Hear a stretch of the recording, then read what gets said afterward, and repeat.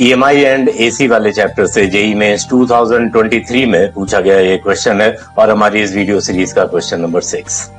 A conducting circular loop of radius 10 divided by root pi centimetre is placed perpendicular to a uniform magnetic field of 0.5 Tesla. The magnetic field decreases to 0 in 0.5 seconds at a steady rate. The induced EMF in the circular loop at 0.25 second is, मतलब इसमें 0.25 second वाले instant पे EMF कितना induce होगा ये हमें बताना है। तो एक ये सर्कुलर लूप है, मैग्नेटिक फील्ड इस सर्कुलर लूप के परपेंडिकुलर अप्लाई किया गया।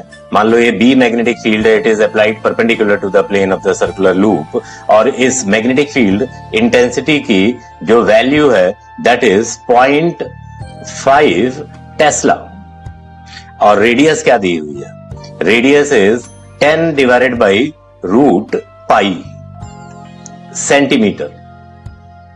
तो इसको अगर हम मीटर में कन्वर्ट करेंगे it will be 0.1 divided by under root pi metre. ये इसकी रेडियस दे रखी है। Magnetic field decreases to 0 in 0.5 second at a steady rate. तो जो टाइम इंटरवल दिया हुआ है यहां पर delta T that is 0.5 seconds. 0.5 seconds का इंटरवल दिया है जिसमें मैग्नेटिक फील्ड की वैल्यू जो है वो 0.5 टेस्ला से 0 की जाती है, लेकिन एक स्टेडी रेट से 0 की जाती है। मतलब इसमें जो फ्लक्स का चेंज आएगा वो कांस्टेंट होगा।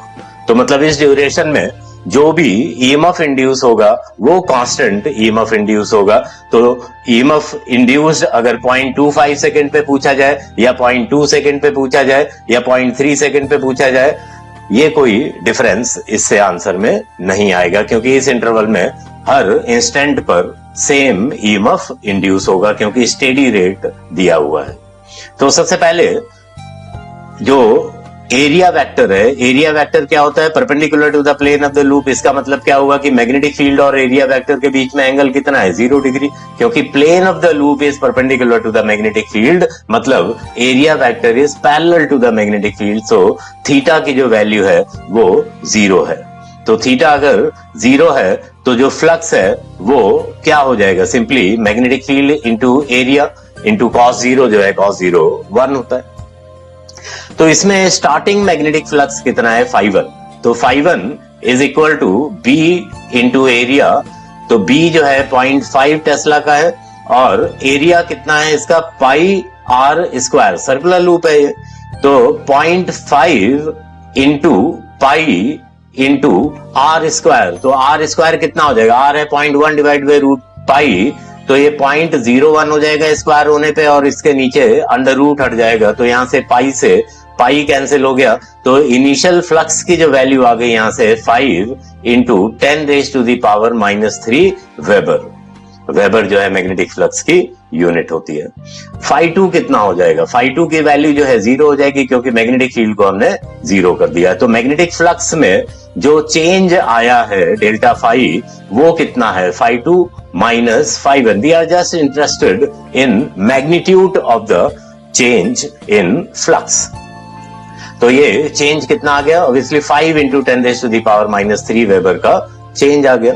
तो according to law of electromagnetic induction जो ईएमएफ इंड्यूस होगा that is equal to delta phi divided by delta t. तो ईएमएफ इंड्यूस्ड कितना आ गया इसका, 5 इंटू 10⁻³ ये डेल्टा फाई है डिवाइडेड बाई डेल्टा टी कितना है 0.5। तो इससे सॉल्व करें अगर हम तो ये आ जाता है हमारा 10⁻² वोल्ट। तो इसको हम कैसे लिख सकते हैं, 10 इंटू 10⁻³ वोल्ट या फिर 10 मिली वोल्ट, क्योंकि आंसर अगर हम देखें ऑप्शंस में तो 10 मिली वोल्ट हमें दिया गया है। तो ऑप्शन डी इस क्वेश्चन का करेक्ट आंसर है।